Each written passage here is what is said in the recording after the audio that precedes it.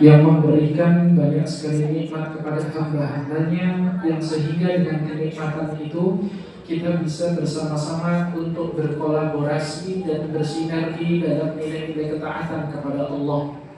Jadi adanya majelis taklim ini, Ibu, ini adalah suatu kolaborasi dan sinergi, betul?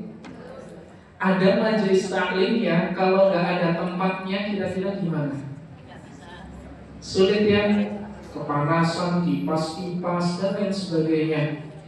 Ada tempatnya tapi nggak ada majelis taklimnya, kira-kira gimana? Sama aja teman. Ada majelis taklimnya, ada tempatnya tapi nggak ada pengurusnya, gimana? Kira-kira gimana?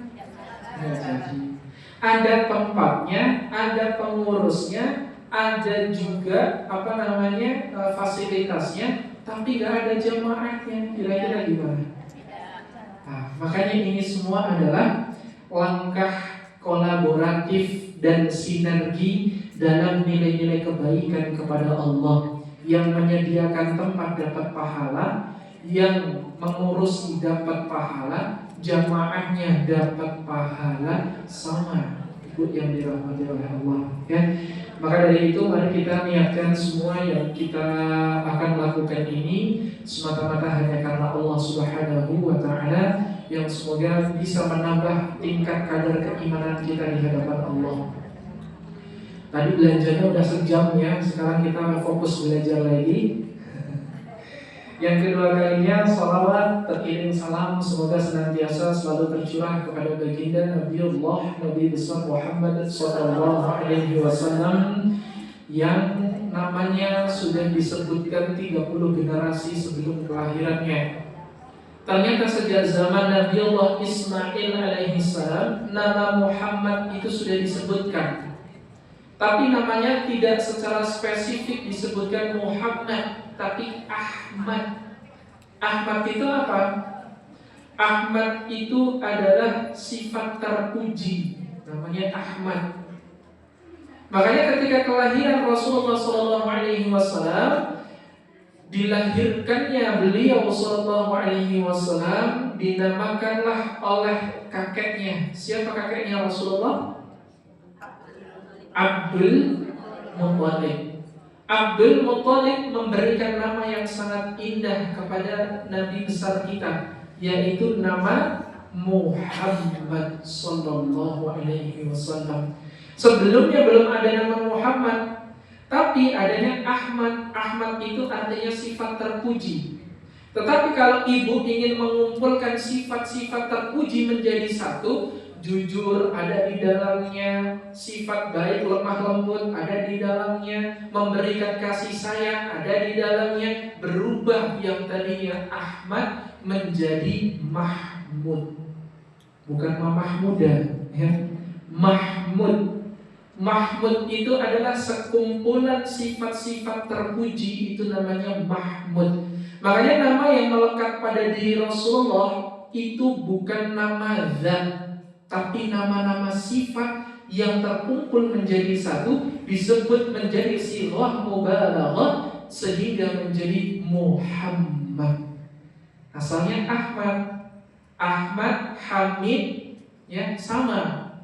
Kemudian sekumpulan itu disebut Mahmud, berubah menjadi sighah mubalaghah jadi Muhammad. Ini adalah kumpulan sifat-sifat terpuji. Makanya Rasulullah itu namanya itu nama-nama sifat, bukan nama zat. Contoh nama zat itu siapa? Mohon maaf kalau ada yang tersinggung, siapa tahu ada yang namanya itu Asep, Udin. Nah, itu adalah nama-nama zat. Nama zat itu cuma untuk membedakan antara yang satu dengan yang lainnya, itu nama zat. Oh, Pak Udin, berarti kalau dipanggil Pak Udin, yang nengok Pak Udin. Gak mungkin yang dipanggil Pak Udin yang nengok Pak Asep ya. Yang dipanggil Pak Asep yang nengok Pak Asep, Pak Udin mustahil akan nengok. Kecuali dua-duanya namanya, yang pertama Asep Udin, yang kedua Udin Asep ya. Ini kalau disebut Asep, dua-duanya nengok. Disebutkan Udin, dua-duanya nengok. Tetapi yang ada pada diri Rasulullah itu bukan nama-nama zat, tetapi nama-nama sifat. Sehingga semua kumpulan sifat kebaikan itu ada pada diri Rasulullah, sehingga disebutlah sebagai Muhammad sallallahu alaihi wasallam. Makanya lihat Rasulullah itu dia banyak banget memberikan kasih sayang. Bahkan sama orang udah meninggal, udah gak bernyawa pun kita diperintahkan tetap harus menghormati mayit kan. Bagaimana cara memandikan jenazah, ya? Memandikan jenazah ada pantangan-pantangan, nggak boleh yang memandikan itu harus mahramnya, ya. Nggak boleh ada sekat yang terbuka sedikit pun, harus di benda-benda tempat yang tersembunyi. Yang memandikan pun orang-orang yang memang berhak dan berwenang untuk memandikan, ya. Saking cintanya Rasulullah, bahkan gak kepada cuma manusia, hewan pun sama. Ketika kalian akan menyembelih hewan, maka tajamkan pisaunya, ya. Kalau nggak tajam itu nanti bisa menyakiti hewannya. Menajamkannya pun jangan di depan hewan, jemaah. Oh, ini udah ada hewan, besok Idul Adha di depannya asal. Itu stres jemaah hewannya kayak gitu. Begitu sayangnya Rasulullah nggak cuma kepada manusia, kepada hewan pun Rasulullah cinta. Bahkan ketika sedang berperang, syariat turun kepada Rasulullah.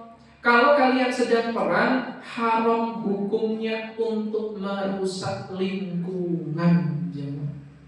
Lagi perang aja, babatin kayak pohon-pohon, babatin kayak hal-hal yang tidak baik, membabat-babat kayak tumbuhan yang semestinya mereka harusnya menjaganya. Itu haram jemaah, dosa besar. Lagi perang itu aja gak boleh merusak tanaman, apalagi lagi dalam kondisi damai, gak ada perang sama sekali, hutannya dibabat habis. Ini dosa besar ibu, jangan dikira. Mereka mengatakan, oh ini bukan kesalahan dari tambang, ini bukan kesalahan dari petani sawit, ya. Ini adalah memang murni terjadinya bencana loh. Memang terjadi bencana, pasti ada penyebabnya. Makanya kembali lagi Rasulullah SAW suri tauladan kita yang menjadi panutan kita dalam beribadah kepada Allah, dalam menjalani kehidupan yang sangat fana ini. Baik ibu yang kami muliakan, apa tema kesempatan kita pada hari ini? Undangan yang tak akan tertunda. Ibu pernah mendapatkan undangan? Pernah undangan apa? Pernikahan, ya. Undangan tasyakuran, undangan apa lagi? Sunatan, undangan apa lagi? Banyak undangan, ya. Undangan itu banyak. Tetapi ada satu-satunya undangan yang tidak akan pernah tertunda. Lihat dalilnya Al-Quran surah ke-7, surah Al-A'raf ayat 34. Ibu tahu ayatnya insyaallah. وَلِكُلِّ أُمَّةٍ أَجَلٌ فَإِذَا جَاءَ أَجَلُهُمْ لَا يَسْتَأْخِرُونَ سَاعَةً وَلَا يَسْتَقْدِمُونَ. Kata Allah, وَلِكُلِّ أُمَّةٍ أَجَلٌ. Setiap kita itu punya batas waktu tertentu, jemaah. Jadi kalau disebut sebagai ajal itu artinya batas waktu tertentu. Ibu itu dikirimkan oleh Allah ke dunia. Allah itu melahirkan ibu dari rahim ibunda ibu, ya. Udah dituliskan loh di dalam lauh mahfuz berapa tahun lamanya? 50.000 tahun sebelum ibu muncul ke dunia, ibu itu udah dituliskan di lauh mahfuz.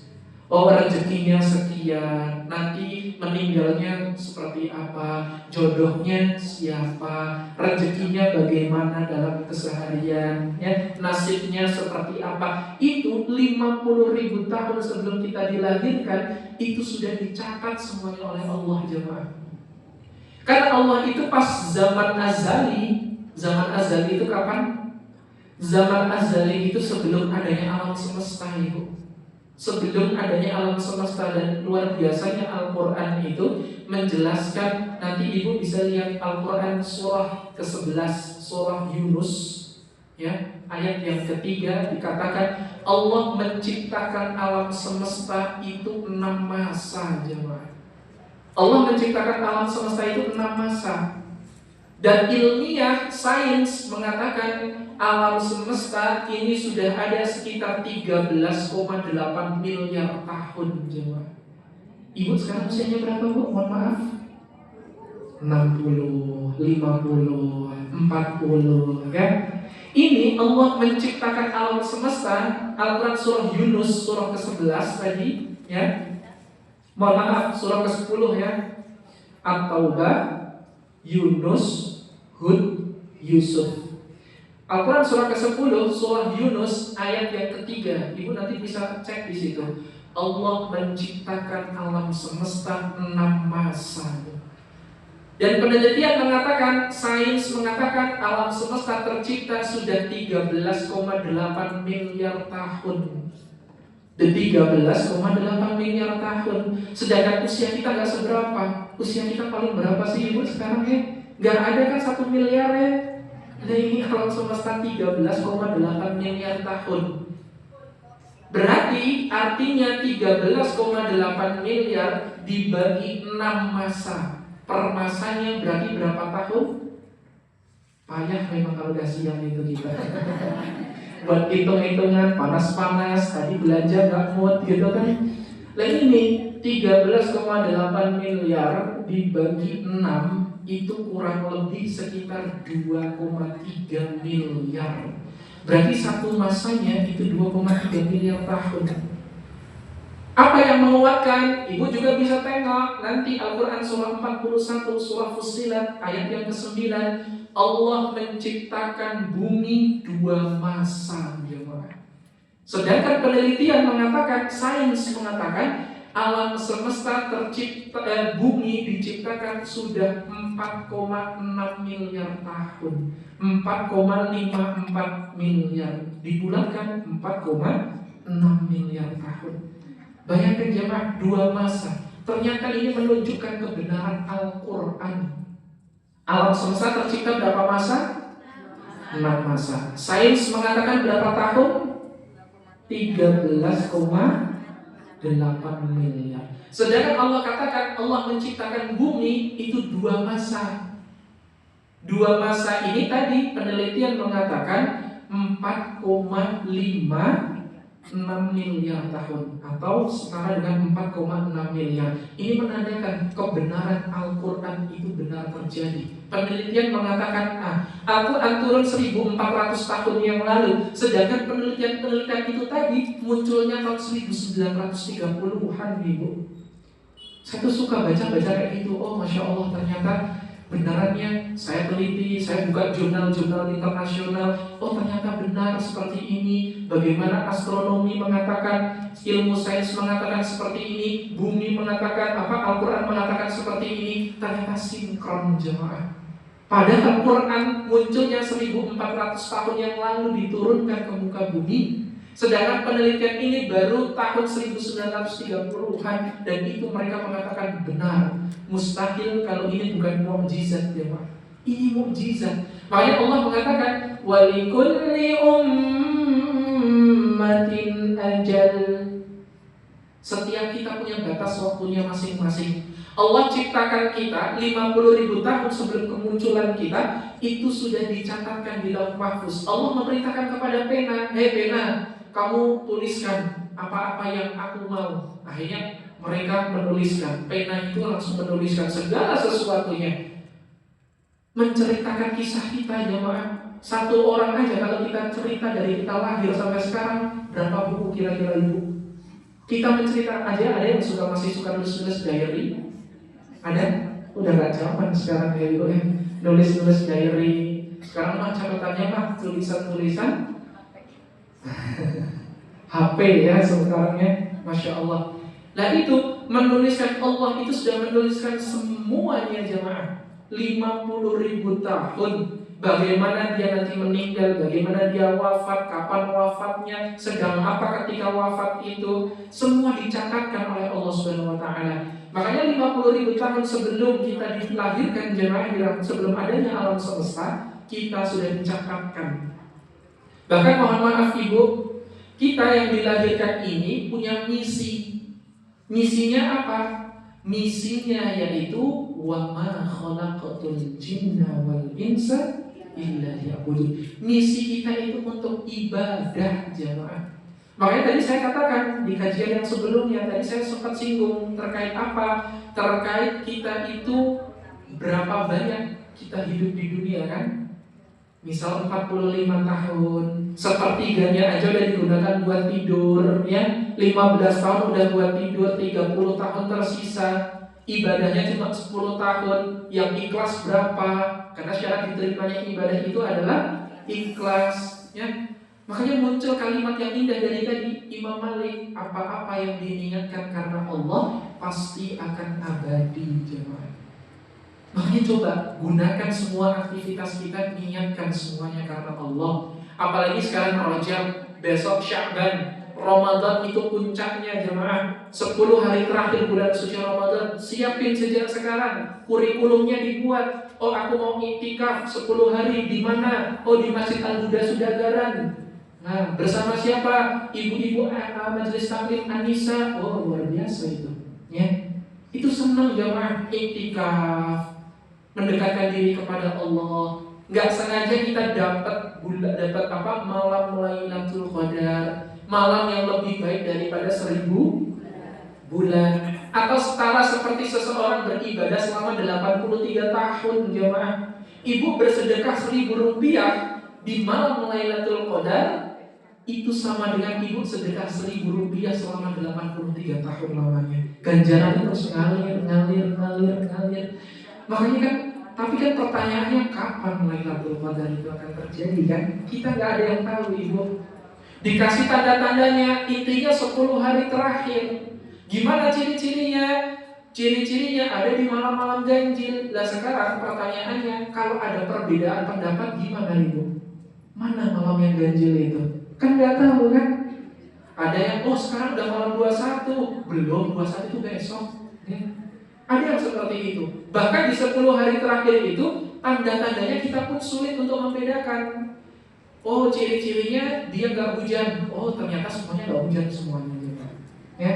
Ciri-ciri di antaranya lagi apa lagi? Oh, hari itu lebih tenang daripada hari-hari yang sebelumnya. Oh, ternyata semuanya tenang semuanya, jemaah. Sulit untuk membedakan. Makanya Allah sengaja merahasiakan Lailatul Qadar agar kita berfastabiqul khairat. Apa itu fastabiqul khairat? Berlomba-lomba dalam kebaikan. Makanya adanya saya di sini itu sebenarnya cuma satu aja, jemaah. Ingetin doang. Insya Allah ibu ilmunya udah kelotok semuanya di luar kepala. Ya, di luar kepala itu yang dimaksudkan gimana?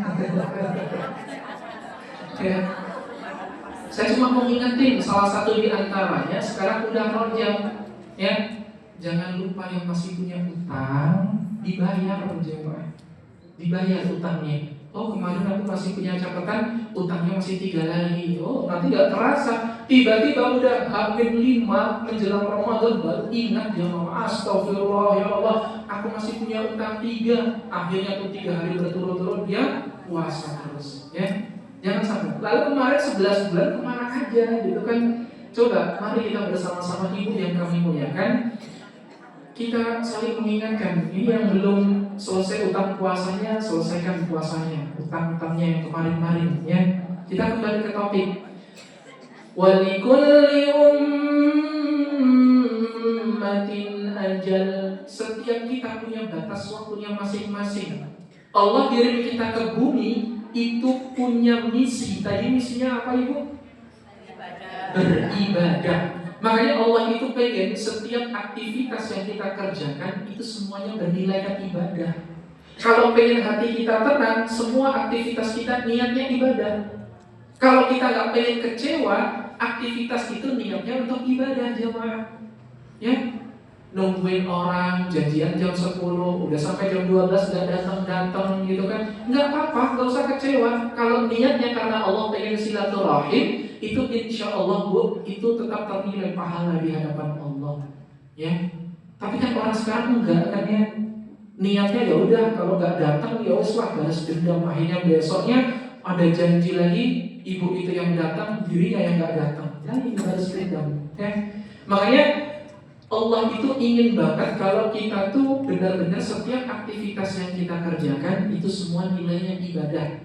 Wa ma khalaqatul jinna wal insa illa liya'budun. Dan luar biasanya Quran, kenapa yang disebutkan itu jin dulu baru manusia? Karena yang pertama kali diciptakan sebelum manusia itu jin, jemaah. Malaikat Allah ciptakan, kemudian jin Allah ciptakan. Kan cikal bakal adanya iblis itu dari golongan jin, jemaah. Iblis itu dari golongan jin yang dia menutupi kebaikan dengan keburukan. Makanya sesuatu yang menutupi kebaikan dengan keburukan itu disebut sebagai libas. Labas itu apa? Menutupi keburukan dengan kebaikan, itu libas. Contohnya apa? Kenapa kok dalam bahasa Arab pakaian disebut sebagai libasun? Ya, karena terkadang ada sesuatu yang gak pantas untuk dilihat sehingga ditutup dengan sesuatu yang baik. Makanya menutupi keburukan dengan menutupi kebaikan dengan keburukan. Ada sesuatu yang baik gak bisa dilihat sama orang, cuma orang-orang tertentu aja yang boleh melihat, makanya ditutup dengan pakaian. Makanya libasun, ya. Kunna libasun lakum wa antum libasun lahum. Makanya libas, kalimatnya libas itu pakaian, ya. Tapi kalau menutupi kebaikan dengan keburukan disebut sebagai balas. Makanya diserah dalam bahasa Arab, balas saja tuh balas, ya. Tadi saya maaf kembali, kalau kebaikan ditutupi keburukan itu disebut balasun. Kalau keburukan ditutupi dengan kebaikan itu disebut libasun. Libas. Makanya tadi sifatnya itu balasun, makhluknya disebut sebagai iblis. Nama aslinya Azazil. Azazil itu artinya makhluk yang diagungkan. Saking bertakwanya kepada Allah, sampai-sampai para malaikat pun kagum sama ini satu makhluk. Makanya disebut Azazil. Ketika diperintahkan oleh Allah bersujud kamu sama Adam, qala ma mana'aka alla tasjuda id amartuk. Sungguh enggak sepantasnya yang lebih baik bersujud kepada yang di bawahnya. Sombongnya minta ampun. Allah cabut sifat Azazilnya, Allah berikan sifat balasunnya, sehingga makhluknya disebut sebagai iblis. Makanya iblis ini akan selalu menggoda manusia, jemaah. Walikulli ummatin ajal. Setiap kita punya batas waktunya tertentu. Kadang iblis itu ada yang curi-curi kesempatan. Dia cari informasi, oh ini tenggat waktunya sekian. Dia biasanya akan datang di ujung akhir hayatnya, jemaah. Makanya kalau ada orang itu dia lagi sakaratul maut, lagi nazar, jangan ditinggalkan, jemaah. Jangan ditinggalkan. Benar-benar kita tuntun, Pak, la ilaha illallah. Pelan-pelan ditalkin, jemaah. La ilaha illallah. Makanya kenapa kalimat la ilaha illallah itu kalimat yang sangat-sangat mudah diucapkan. Cuma pakai lidah, bukan huruf-huruf bibir. La ilaha illallah. Karena Allah itu ingin memudahkan seorang hamba. Itu aja kadang orang sulit. La ilaha illallah. Jangan ditinggalkan, karena iblis itu dia akan datang ketika orang sedang sakaratul maut, jemaah. Kamu mau selamat ya? Ini loh, sembah aku aja nih. Aku bakal nyelamatin kamu. Kayak gitu terus, jemaah. Iblis itu gak pernah selesai menggoda manusia. Dulu Namrud, tahu Namrud? Raja Namrud maksudnya, ya. Itu aja iblis selalu membisikkan, jemaah. Kamu ngaku aja sebagai Tuhan. Gak ada yang lebih perkasa daripada kamu. Akhirnya ngaku tuh, jemaah. Aku adalah Tuhan, maka sembahlah aku. Akhirnya datang Ibrahim ketika itu menghancurkan berhala-berhala, gitu kan. Dilihat sama orang, wah pasti ini kerjaan Ibrahim. Ditanya Ibrahim di sidang, kamu kan pasti yang menghancurkan patung-patung kami. Loh, kan kapaknya ada di patung Marduk, patung yang paling besar. Kenapa kamu nyalahin aku? Salah satu di antara mereka, wazir itu tangan kanannya Namrud, mengatakan, gak mungkin Yang disebut patung itu dia nggak bisa ngapa-ngapain, nggak mungkin menghancurkan. Akhirnya Ibrahim dengan argumen itu mengatakan, kamu aja tahu patung itu nggak bisa ngapa-ngapain, ngapain kamu sembah? Dibalikin lagi jamaah. Tapi iblis nggak pernah berhenti sampai Namrud nanti wafat ketika dimasukin nyamuk itu. Iblis nggak pernah berhenti untuk menggoda jamaah. Makanya iblis itu luar biasa. Sampai sekarang iblis itu masih ada. Bahkan ditangguhkan sampai nanti hari kiamat. Tugasnya ngapain? Menyesatkan seluruh anak keturunan Adam jamaah. Termasuk ini tadi, walikulli ummatin ajal. Setiap kita punya batas waktunya masing-masing. فَإِذَا جَاءَ أَجَلُهُمْ لَا يَسْتَأْخِرُونَ. Dan kalian yang punya batas waktu masing-masing, kalau Allah sudah menetapkan, فَإِذَا جَاءَ أَجَلُهُمْ لَا يَسْتَأْخِرُونَ سَاعَةً وَلَا يَسْتَقْدِمُونَ. Gak bisa ditunda walaupun cuma sebentar, apalagi cuma dimajukan walau sebentar. Kalau Allah udah menetapkan, ini loh, ibu fulana akan meninggal wafat tanggal 24 Desember, tanggal 4 Rajab, pukul 11:05. Di mana? Masjid Al-Huda Sudabaran misalnya. Wah, saya doakan ini ya. Tapi kalau itu memang sudah Allah tetapkan, gak bisa dimajukan atau dimundurkan. Allah udah ngasih undangan itu, gak akan ditunda jemaah. Makanya yang dimaksud undangan yang tak tertunda ini adalah ajal. Ajal bukan maut. Maut itu kematian. Kalau ajal itu batas waktunya. Setiap kita dikirimkan oleh Allah ke muka bumi punya misinya masing-masing. Misinya apa tadi? Beribadah kepada Allah, menghambakan diri kepada Allah, mengagungkan Allah, mengakui Allah itu adalah Tuhan yang maha besar.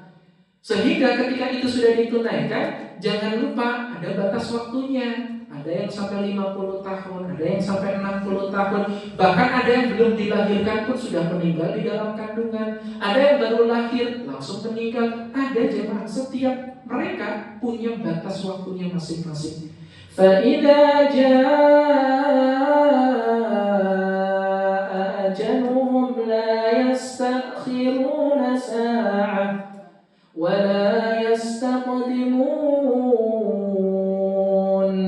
Berapa banyak, mohon maaf saya nggak menyinggung sama sekali, berapa banyak orang-orang di sekitar kita yang Allah udah panggil jemaah. Apakah kita masih mau berleha-leha aja? Masih lama, masih lama. Jangan dikira jemaah boleh jadi hari itulah hari yang terakhir. Boleh jadi ini ibu majelis taklim terakhir, Bu. Boleh jadi ini ibu udah pertemuan yang terakhir. Saya gak nakut-nakutin, cuma buat ngingetin jemaah. Fa'idza jaa'a ajaluhum la yastakhiruna sa'atan wa la yastaqdimun. Kita semua punya batas waktunya masing-masing. Ibarat kata, mohon maaf, ada pasukan Garuda, Tentara Nasional Indonesia, dikirimkan ke Lebanon. Mereka punya misi tertentu, ada batas waktunya kan. Oh kalian di sana kami tugaskan 3 bulan atau 4 bulan aja. Ngapain di sana? Oh ada misi kemanusiaan, melindungi dari ini perdamaian dunia, pasukan perdamaian dunia PBB dan yang sebagainya. Punya misi, ada batas waktunya. Kalau batas waktunya udah sampai, gak bisa dinego, gak bisa ditunda jemaah. Begitupun kita hidup di dunia, gak tahu, wallahu a'lam. Ada kisah dari zaman Nabiullah. Ini zamannya Nabi Musa alaihissalam. Ada seorang laki-laki, ya, zaman Nabi Musa, mohon maaf, zaman Nabi Sulaiman. Ada seorang laki-laki, dia itu udah dikasih informasi, dikasih bocoran tuh sama malaikat Israel, kamu tuh akan wafat hari ini. Tapi dia ngomongnya lewat nabi, nggak langsung Israel yang datang. Kalau Israel yang datang langsung ya, lewat nabi dikatakan, kamu itu batas waktunya di hari sekian, hari ini, dan kamu akan meninggal hari ini juga nanti siang. Seketika itu apa Pak? Pak, Bu, ya. Seketika orang itu pun dia pergi jauh dari tempat itu. Seketika pergi dari jauh dari tempat itu, justru di tempat itulah malaikat Israel mencabut nyawanya jemaah. Jadi kematian yang mungkin menurut kita bisa lari daripadanya, kita nggak bisa lari. Qul innal mauta alladhi tafirruna minhu fa innahu mulaqikum thumma turadduna ila alimil ghaibi wasyahadah. Al-Quran surah ke-62, surah Al-Jumu'ah ayat yang ke-8. Sesungguhnya kematian yang kamu ingin lari daripadanya, kamu gak akan pernah bisa lari daripadanya. Mau kita lari kemana pun, kalau ajalnya di sana, ya berarti kita meninggalnya di sana, jemaah. Jangan dikira kita mau ngumpet ke gua yang paling dalam pun, gua yang gak diketahui manusia pun, boleh jadi malah meninggalnya di situ. Kenapa? Kekurangan oksigen, jemaah. Boleh jadi di situ keruntuhan dari reruntuhan gua itu. Makanya kita gak bisa menghindari dari kematian. Yang bisa kita lakukan hanyalah mempersiapkan dari kematian. Itulah yang orang cerdas kata Rasulullah SAW. Ya. Tadi kalau ada orang mau meninggal dari sakaratul maut, jangan ditinggalkan jemaah, tapi ditalkin, didampingi terus. Pak, coba Pak, la ilaha illallah. Akhirnya ketika sudah biarin jemaah, jangan diajak ngomong lagi. Kalau udah bisa, la ilaha illallah, biarin aja. Jangan malah heboh. Alhamdulillah Pak, akhirnya bisa. Akhirnya alhamdulillah. Nggak jadi la ilaha illallah jemaah. Makanya ini adab-adab ketika orang sedang sakaratul maut, sedang nazar, itu juga kita harus bisa memperhatikan itu jemaah. Saya pernah dulu simbah saya ketika mau wafat. Saya masih ingat sekali, wafatnya itu jam 1:17 tahun 2012. Saya masih kecil waktu itu. Masih kelas berapa? Masih kelas 2 SD atau kelas 3 SD lah itu. Okay. Ketika itu melihat, baru pertama kali saya melihat ada orang wafat di depan mata saya. Oke, itu ternyata wafat itu kayak gitu. Saya cuma ngeliatin aja, kayak kasihan, mau nangis. Karena apa? Sejak saat itu saya pasti gak akan ketemu lagi sama si mbah saya. Saya gak akan melihat lagi sama mbah saya. Seketika itu wafat, meninggal dunia. Dan ini cinta sejati ibu. Si mbah kakung saya itu wafatnya hari Kamis jam 10 pagi. Si mbah putri saya wafatnya malamnya jam 1:17. Ini kayak, ya Allah, ini kayak cinta sejati beneran ini. Wafatnya hari Kamis untuk simbah kakung saya, malamnya Jumatnya dini hari itu simbah putri saya jemaah. Dan itu benar-benar di hari itu, cuma selisih berapa jam aja itu. Kemarin baru makamin simbah kakung saya, besoknya udah makamin simbah putri saya. Sampai di pemakaman pun dimakamkan sejajar jemaah, jejeran. Ini cinta sejati jemaah, luar biasa.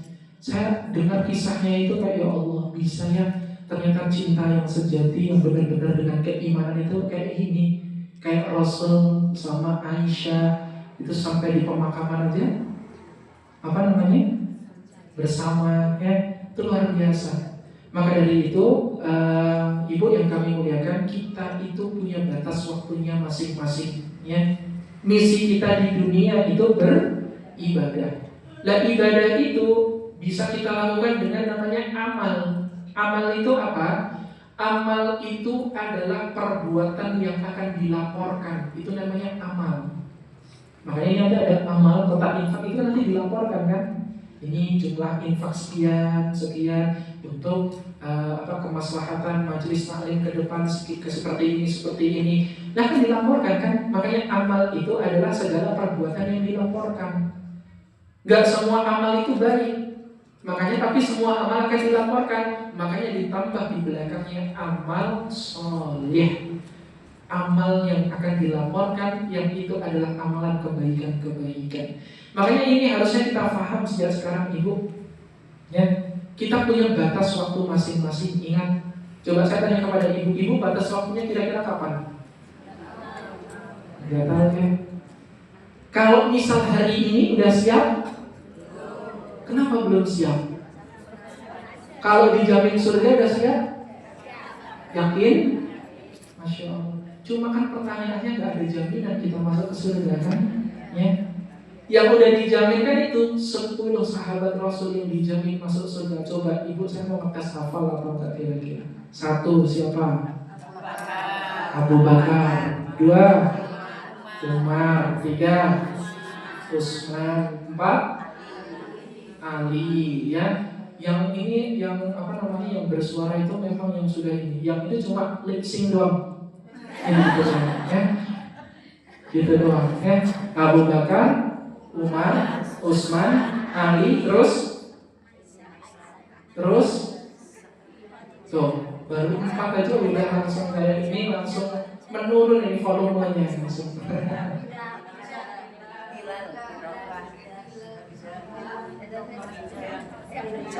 10 sahabat yang sudah Rasulullah tetapkan masuk surga. Yang 4 udah kita sebutkan. Yang kelima namanya Thalhah bin Ubaidillah.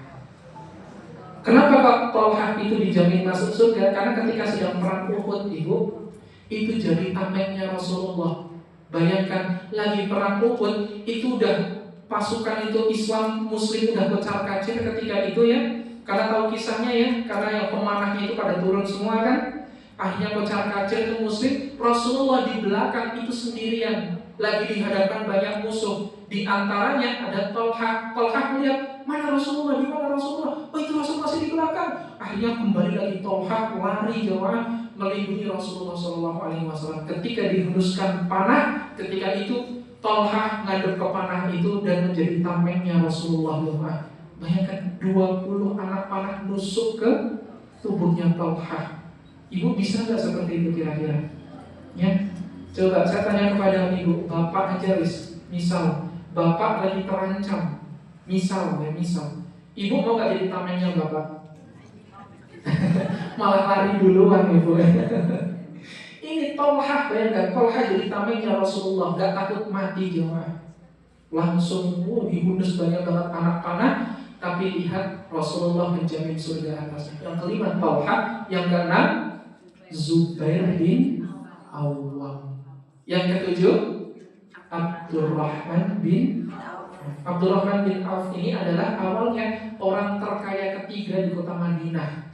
Tapi karena belajar bisnis sama Rasulullah, akhirnya dia menjadi orang nomor 1 terkaya di Madinah setelah peninggalan Utsman bin Affan. Ya, Abdurrahman bin Auf. Terus ahli memanah siapa? Sa'ad bin Abi Waqqas. Yang ke-9 Sa'id bin Zaid. Dan yang ke-10 Abu Ubaidah bin Jarrah. Ini adalah 10 pahlawan Islam yang dijamin masuk surga. Kalau kita kayak mereka, tenang kehidupan jamaah adalah udah dijamin surga ini, gitu kan ya. Kalau kita ketar-ketir, malaikat Israel aja kalau mau jemput Rasulullah ketika Rasulullah wafatnya itu sangat sopan banget jamaah. Rasulullah pas mau dicabut nyawanya itu Israel ketok-ketok dulu sama pintunya, tok. Assalamualaikum. Saking sopannya malaikat Israel. Tapi kalau sama orang-orang kayak kita tuh gak kayak gitu jamaah. Udah cabut aja udah ya. Makanya nanti ada Al-Quran surah An-Nazi'at. Nah ini surah tentang malaikat pencabut nyawa. Ini ngeri jamaah. Nanti ibu bisa lihat Al-Quran surah An-Nazi'at ayat 1-14 menceritakan suatu kejadian yang sangat ngeri. Wan-nazi'ati gharqa. Demi malaikat pencabut nyawa yang mencabut dengan sangat keras. Jadi wan-nazi'ati gharqa. Gharqa itu adalah artinya mencabut sampai ke akar-akarnya jemaah. Mencabut sampai akar-akarnya. Ibu pernah itu nyabut singkong? Pernah? Kalau nyabut singkong itu kalau pohonnya besar itu ibu bisa sekali cabut enggak kira-kira? Enggak kan? Cabut, dikembalikan lagi, tanahnya digini-ginikan dulu, cabut lagi. Nah, itu yang disebut gharqa, itu yang gitu jemaah. Wan-nazi'ati gharqa. Demi malaikat pencabut nyawa yang mencabut sampai ke akar-akarnya. Dicabutnya gak main-main jemaah. Kalau orang itu zalim, keluar kamu, keluar. Roh itu ketakutan, gak mau keluar. Akhirnya dipaksa terus dipukul terus berulang-ulang, dipukul sampai dia mau keluar jemaah. Akhirnya mau untuk keluar. Bahkan sampai dikatakan dalam hadis, kan dikatakan seperti kain basah yang ditancapkan ke duri lalu ditarik kain itu, jemaah. Itulah kematian orang yang su'ul khatimah. Makanya wan-nazi'ati gharqa, demi malaikat pencabut nyawa yang mencabut sampai ke akar-akarnya. Wan-nasyiqati nashta, dan demi malaikat pencabut nyawa juga yang dia mencabut dengan lemah lembut. Nah, itu mau kayak ayat pertama atau ayat kedua kira-kira? Ya, kita semua pasti pengen kayak yang kedua kan, tapi nggak tahu perilaku kita benar atau enggak kayak yang kedua. Wan-nazi'ati gharqa wan-nasyiqati nashta. Jadi ternyata Israil itu ketika mau mencabut nyawa seseorang, dia itu punya dua wajah, jemaah. Kalau mencabut nyawa orang-orang yang su'ul khatimah, buruk, dia akan menjadi seburuk-buruk rupa, jemaah. Menjadi amal yang terburuknya. Tetapi ketika dia mencabut orang yang indah, orang yang lembut, orang yang kok dia suci, orang yang selalu mensucikan dirinya, selalu mohon ampun kepada Allah, beribadah kepada Allah. Lihat Al-Quran surah 89, surah Al-Fajr ayat 27 sampai 30. Ya ayyatuhan, kita hafal ayatnya. Ayat jiwa yang tenang. Keluar yuk, kembali yuk ke pangkuan Allah yuk. Ya ayyatuhan nafsul mutmainnah irji'i ila rabbikal radiyatan mardiyah. Yuk kembali yuk kepada jalan penuh keridhaan. Balik pulang, ayo pulang. Itu senang banget jamaah. Udah diajak pulang, itu senang banget. Apalagi sama malaikat, dia dituntun, dia dibawa ke langit pertama. Setelah di langit pertama berjumpa dengan malaikat-malaikat penjaga gerbang langit pertama. Alhamdulillah, masya Allah. Ini rohnya siapa kok harum sekali baunya? Oh, ini adalah seorang ahli ibadah, seorang ahli sholat, ahli zakat, ahli puasa, ahli Quran. Maka dari itu penjaga pintu langit itu pun memberikan pakaian yang sangat terbaik untuknya, untuk dikembalikan lagi ke dunia. Bukan ke dunia, maksudnya kembalikan kepada jasadnya itu. Makanya ini adalah salah satu perintah kenapa orang yang wafat itu harus cepat-cepat dimakamkan kan? Karena itu tujuannya jemaah. Ketika nanti jasad udah ditaruh di liang lahat, seseorang itu udah pergi semua dari situ, nanti itu rohnya akan dikembalikan lagi ke jasadnya. Tapi udah beda alam jemaah. Walaupun masih hidup berdampingan, tapi ada namanya barzakh. Barzakh itu apa? Pemisah antara alam dunia dengan alam akhirat. Nah, dia ada di barzakh tengah-tengah itu. Walaupun ada kuburan yang misal di belakang sana, memang berdampingan, tapi secara alam itu udah beda alamnya jemaah. Gak bisa, ya. Mau telepon gak bisa, jemaah. Makanya tadi wan-nazi'ati gharqa wan-nasyiqati nashta was-sabihati sabha, dan demi malaikat yang turun sangat cepat sekali. Cepat banget malaikat turun jemaah. Sebelum jin itu berpindah aja malaikat udah di situ duluan jemaah. Saking cepatnya, ya. Was-sabihati sabha fas-sabiqati sabqa, dan demi malaikat yang sangat dan mendahului dengan sangat cepat juga. Jadi malaikat aja udah dikatakan cepat. Lah ini ada malaikat lain yang mendahului kecepatan malaikat yang lainnya jemaah. Makanya Israil itu dia pasti akan kemanapun. Walaupun ada seseorang yang mengatakan, oh malaikat itu gak akan memasuki rumah yang dimana di dalamnya ada patung, ada lukisan, ya. Tetapi Israil tetap masuk jemaah. Jangan dikira, oh ini Israil gak akan masuk, kan malaikat gak akan masuk, ya. Enggak, cuma malaikat rahmat aja yang gak akan masuk. Tapi Israil, Raqib, Atid masuk semuanya jemaah. Jangan dikira. Mereka punya tugasnya masing-masing, ya. Makanya malaikat aja punya tugasnya masing-masing, kita juga punya tugas masing-masing. Tugasnya apa kalau manusia?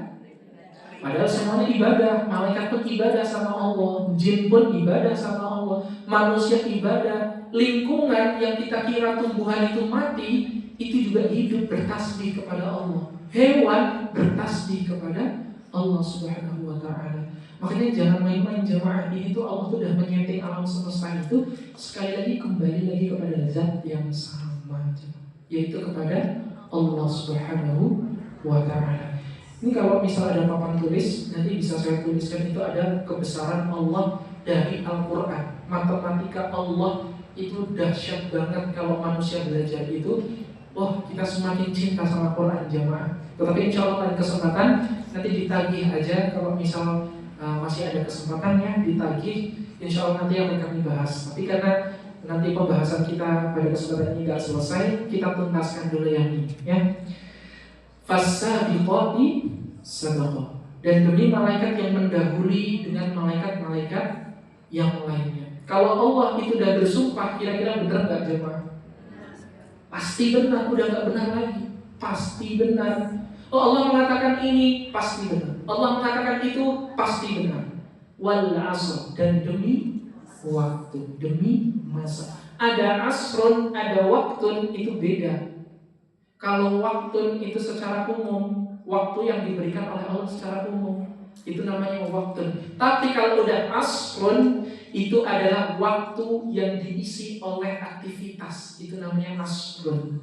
Makanya wal asri innal insana lafi khusr. Penggunaan kosakata manusianya pun pakai insan, bukan anas, bukan basyar, bukan bani Adam. Insan itu artinya manusia yang dengan melakukan aktivitas kehidupan, itu insan, ya. Itu namanya insan. Wal asr innal insana lafi khusr. Kita itu berada di masa kerugian jemaah. Kalau tidak menerapkan 4 hal, apa saja? Innal ladzina, kalau nggak beriman sama Allah kita rugi. Apakah cukup beriman aja terus kita nggak rugi? Enggak, masih ada lanjutannya. Innal ladzina amanu wa amilus sholihat. Tapi kita harus mengisi keimanan itu dengan amal soleh. Tadi kita punya misi batas waktu tertentu untuk isi amal soleh itu. Illal ladzina amanu wa amilus sholihat. Apakah cukup cuma melakukan amal soleh selesai di situ? Enggak, masih ada wa tawassaw bil haq. Wa tawassaw bil haq itu apa? Saling mengingatkan dalam kebaikan. Artinya apa? Berusaha untuk istiqomah dengan amal solehnya. Jadi gak cukup beriman. Orang beriman, ngisi keimanan itu dengan amal soleh, dan gak cukup sekali melakukan amal solehnya, tapi berusaha konsisten melakukan amal solehnya. Ya. Ada orang Islam, mohon maaf, beriman sama Allah, tapi tiba-tiba dia melakukan amal soleh cuma sekali seumur hidupnya. Sholat cuma duhur 1 kali. Selamat gak kira-kira jemaah? Enggak. Makanya dibutuhkan innal ladzina amanu wa amilus sholihat wa tawassaw bil haq. Saling mengingatkan dalam kebaikan. Biar apa? Istiqomah. Apakah selesai sampai di situ? Tidak. Ini yang paling terakhir, yang keempat, wa tawassaw bis sabr. Kita harus sabar jemaah. Iman, melakukan amal salih, sampai bahkan kita istiqomah, itu diperlukan yang keempat, kesabaran. Sabar dalam hal apa? Sabar kata para ulama terbagi menjadi 3. Sabar ketika diberikan musibah, sabar melakukan kebaikan, dan sabar menghindarkan diri dari kemaksiatan. 3 ini jemaah. Sabar ketika ditimpa musibah, sabar melakukan kebaikan, dan sabar ketika kita melihat ada keburukan, kita berusaha untuk menghindarkan diri. Itu ya. Karena iblis itu dari 4 kriteria ini punya nomor 1 sampai 3, tapi gak punya yang keempat. Dia iman sama Allah, melakukan amal soleh, berusaha juga buat istiqomah, tapi karena gak sabarnya, dengan sombongnya, qala ma mana'aka alla tasjuda id amartuk. Allah perintahkan kamu sujud sama Adam. Apa kata iblis? Sungguh gak selayaknya yang lebih baik itu bersujud kepada yang di bawahnya. Seketika Allah langsung menurunkan statusnya. Makanya ibu, kalau pengen ditinggikan sama Allah, itu berusaha merendahlah. Karena semakin merendah, Allah yang akan tinggikan. Tapi semakin kita meninggi, justru malah Allah rendahkan jemaah. Buktinya siapa? Iblis. Semakin meninggi, malah Allah jatuhkan, Allah rendahkan, Allah turunkan dari surga. Bahkan dia berputus asa untuk selalu ibadah kepada Allah, berputus asa dari rahmatnya Allah. Makanya dia kan bilang sama Allah, ya Allah, karena engkau sudah mengharapkan surga bagiku, dan karena engkau bersumpah atasku bahwasanya aku tidak akan pernah masuk ke dalam surga, maka tolong berikan penangguhanku sampai hari kiamat. Akhirnya Allah tangguhkan iblis sampai hari kiamat. Coba. Jadi pertanyaan saya kepada ibu, iblis itu sekarang masih ada apa enggak? Masih. Iblis yang menggoda Nabi Adam dulu sampai sekarang masih hidup, jemaah. Bahkan beranak pinak terus, anak keturunannya banyak banget. Ibu kan tahu kemarin pernah ada yang belajar, ada Walhan. Walhan itu apa? Walhan itu anak keturunan iblis yang menggoda was-was, itu Walhan. Lagi wudhu, tadi kentut enggak ya? Ya ini was-was. Ya. Ada juga namanya Al-Hafaf. Al-Hafaf itu yang menyerupai hewan atau suara-suara. Kita udah tahu bahwasanya adik itu di rumah itu udah pergi, udah kembali lagi ke Jogja, tapi ada yang manggil ibu. Kita belum connect, adik. Setelah sadar, adik kan tadi udah pergi, itu tadi siapa yang manggil? Ya. Nah, ini namanya Al-Hafaf. Pakai suara-suara, ya.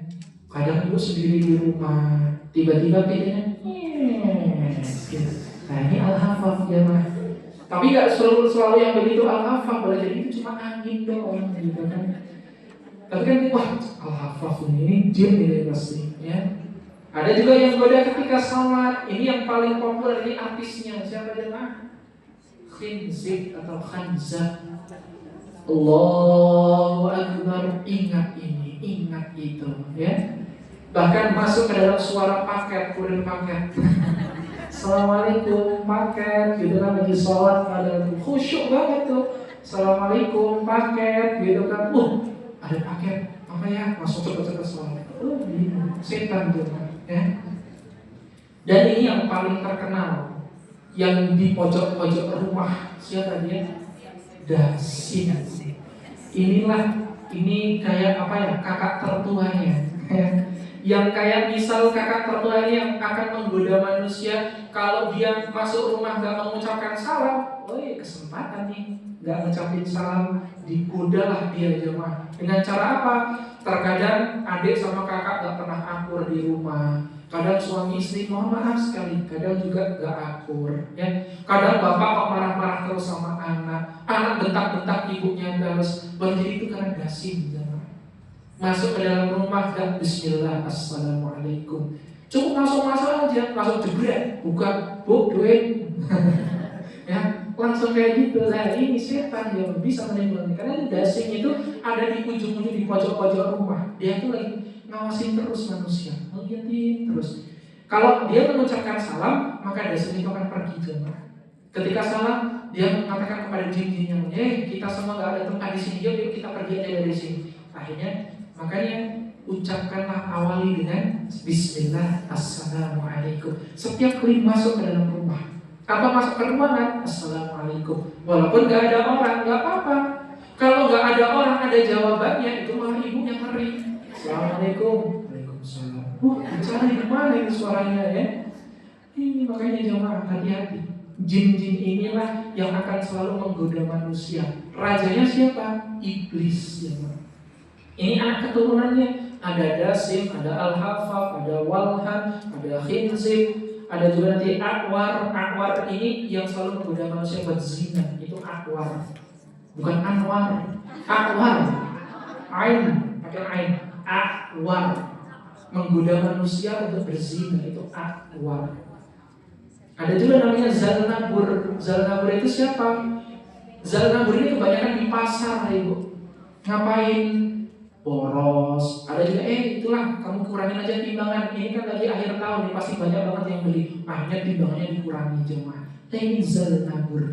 Berbuat kecurangan, kelicikan di pasar. Ini Zalnabur. Bahkan Zalnabur sekarang gak di pasar lagi, masuk ke toko oranye jemaah. Toko oranye, toko hijau. Ini kayaknya keren banget gambarnya, kayak gini pas datang gak sesuai dengan gambarnya. Ini Zalnabur jemaah. Jangan dikira. Kadang ibu kayak udah terpikat banget, kayak 1 jam ngeliatin handphone, terus ternyata ngapain? Masukin keranjang doang ya. tapi gak dicek, oh cuma masukin. Nah, wallahu a'lam bishawab, ini adalah tipu daya setan. Hati-hati ya. Makanya selalu melibatkan Allah. Bismillahirrahmanirrahim. Kalimat simpel tapi bisa menuntun hati kita untuk melurusin niat kita lagi, coba. Ngelibatin Allah. Wan nazi'ati gharqa, wan nasyitati nashta, was sabihati sabha, fas sabiqati sabqa, fal mudabbirati amra. Fal mudabbirati amra ini adalah malaikat-malaikat yang mengurus seluruh urusan dunia. Semua urusan dunia itu udah diurus semuanya. Mikail ngurusin masalah rezeki kita. Udah gak usah khawatir, rezeki itu pasti ada, jangan dikira. Saya contohkan. Ini minum ya. Ibu minum juga, monggo. Alhamdulillah. Konsep rezeki itu kayak gini, jamaah. Belum semua seutuhnya yang ada di gelas ini rezeki saya. Tapi yang sudah menjadi rezeki saya itu yang sudah masuk ke kerongkongan saya, itulah rezeki saya. Karena boleh jadi ketika ini saya taruh sini, kesampar sama saya jatuh, akhirnya berantakan. Saya lagi taruh ke sini, tiba-tiba ada kucing yang ini jatuh, gak jadi diminum, berarti belum rezeki. Makanya jangan melulu kita cuma minta sama ya Allah rezekinya ditambah ya Allah, tanpa kita doa pun rezekinya udah ditetapkan, jemaah. Orang nonis aja, mohon maaf, bukan orang muslim, dia udah ditetapkan rezekinya oleh Allah di hari itu. Selagi dia mau keluar berusaha berikhtiar, Allah tetapkan rezeki atasnya. Semut yang gak kelihatan sama kita udah ditetapkan rezekinya. Jalan di atas kita gak melihat, ya, tapi udah ada rezekinya. Bahkan jin pun itu udah ada rezekinya, jemaah. Hati-hati buat yang punya tulang-tulang di rumah, itu rezekinya jin itu, ibu. Karena jin muslim itu makanya tulang. Ibu baru makan opor malam-malam ditaruh di wastafel, ibu di kamar otak. Ya, boleh jadi itu tikus memang, tapi kan jin itu menggunakan kendaraan-kendaraan berupa hewan-hewan semacam itu, tikus, cicak, kecoa, hewan-hewan yang jorok itu jin senang banget, jemaah. Makanya kontak-kontak, takut langsung merinding gitu ya. Apa dilihat nggak ada siapa-siapa ternyata. Nah ini hati-hati, nanti malam ibu hati-hati ya. Yang takut ya, itu adalah bagian dari ciptaan Allah. Yang harusnya kita takut itu penciptaannya, jangan ciptaannya. Lah ini malah takut sama ciptaannya. Ya, padahal yang nyiptain itu udah tahu servernya, udah nyeting. Ini tuh dia takutnya seperti ini, kamu jangan kayak gini ya. Ada seseorang itu, mohon maaf, di wastafel itu ya nggak bismillah, jarang panas itu dialirkan ke itu tiba-tiba. Seketika itu apa jemaah? Dia nggak tahu ada jin yang marah di situ. Karena jin itu kan bunyinya di tempat-tempat kayak gitu ya. Akhirnya dia goda tuh satu rumah itu diganggu semuanya. Kadang kalau malam perangnya hidup sendiri, gitu kan. Kadang juga pintu nggak ada angin, tiba-tiba nutup buka sendiri. Ya, setelah diruqyah sama orang, ditanya tuh merasuki ke tubuh orang itu, kamu kenapa ganggu orang ini? Dia dulu pas mau buang air panas ke wastafel, nggak ngucapin bismillah. Di situ ada anak saya lagi main-main di situ. Anak saya mati gara-gara dia menuangkan air panas. Disitulah aku balas dendam sama orang itu. Bayangkan dia, kita hidup kan nggak tahu ya.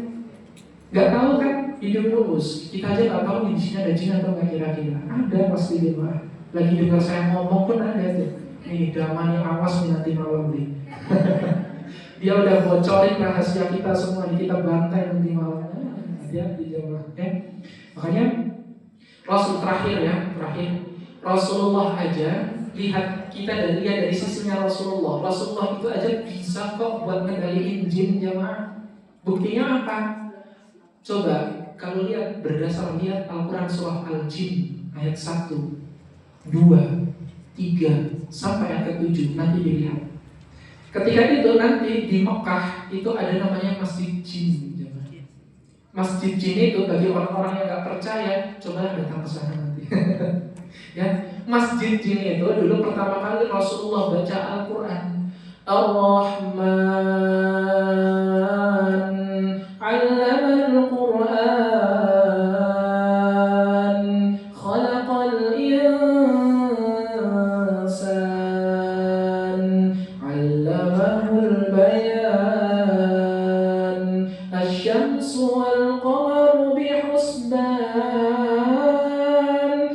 Jin itu, terkesima dengan bacaan yang menakjubkan. Akhirnya jin-jin itu pun datang ke masjid itu, jamaah. Datang duduk mendengarkan. Makanya dalilnya tadi Al-Qur'an soal jin ayat 1. Qul uhiya ilayya annahus tama'a nafarun minal jinni faqalu inna sami'na qur'anan ajaba.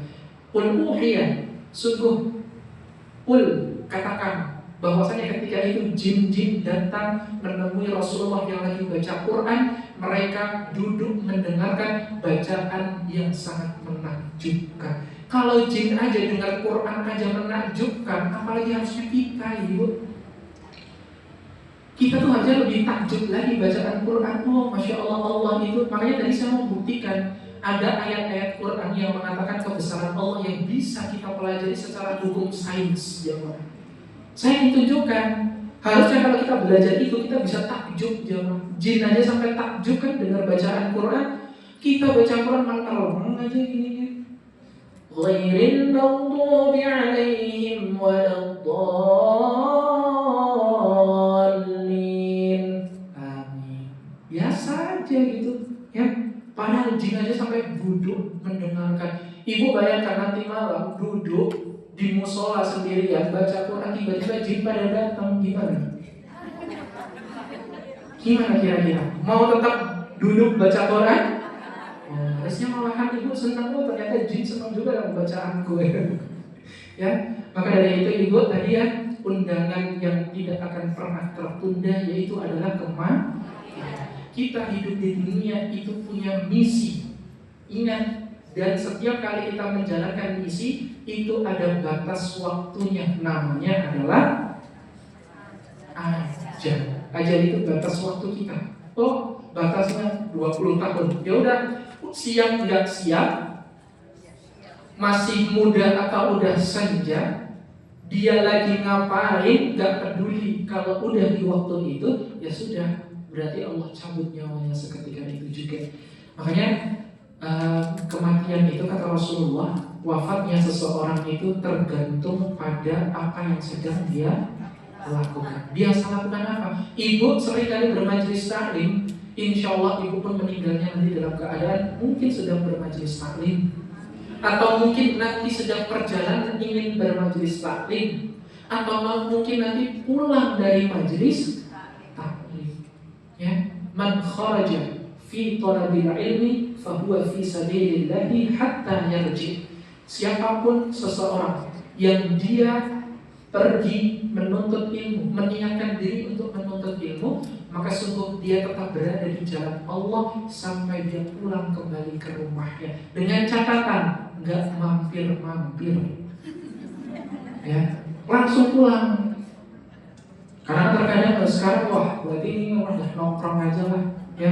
Bu, di sini kosong enggak? Yaudah kita ngobrol dulu lah, makan kemana? Akhirnya langsung pulang. Ya. Siapapun yang pergi dengan tujuan menuntut ilmu karena Allah, maka dia akan sampai pulang ke rumah itu, maka akan mendapatkan naungan dari Allah, tetap di jalan Allah.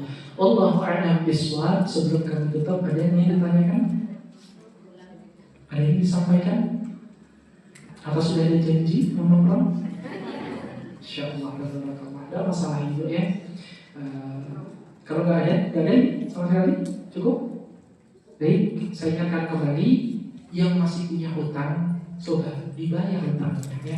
Jangan pura-pura lupa. Ya. Dibayar hutangnya, diingat-ingat lagi. Nanti semoga Allah jumpakan kita kembali dengan bulan suci Ramadan besok dan tahun-tahun setelahnya. Insyaallah. Ibu siap saling mendoakan semuanya ya. Saling memaafkan, siap? Siap memaafkan kesalahan saya? Baik, jazakumullah ahsanal jaza. Mohon maaf bila mana banyak sekali kekurangan tutur kata, sikap maupun perilaku dari kami. Kita tutup dengan berdoa kepada Allah dengan doa satu jagat. Allahumma sholli ala Muhammad wa ala ali Muhammad. Allahumma rabbana nas bil ba'sa isya anta syafi la shifa illa shifauka shifa la yughadiru saqaman. Semoga Allah angkat segala penyakit yang ada di dalam diri kita, anggota keluarga kita, entah penyakit secara fisik maupun penyakit hati, semuanya Allah angkat semoga. Rabbana atina fid dunya hasanah wa fil akhirati hasanah wa qina adzabannar. Subhana rabbika rabbil izzati amma yasifun, wassalamu alal mursalin, walhamdulillahi rabbil alamin. Wal afu minkum, nasrun minallahi wa fathun qarib, fastabiqul khairat, billahi hidayah wa bitaufiq. Wassalamualaikum warahmatullahi wabarakatuh.